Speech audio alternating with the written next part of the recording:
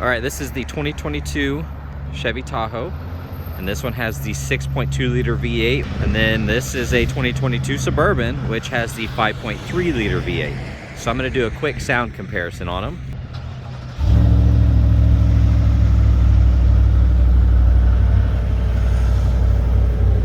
You can see it has the quad exhaust.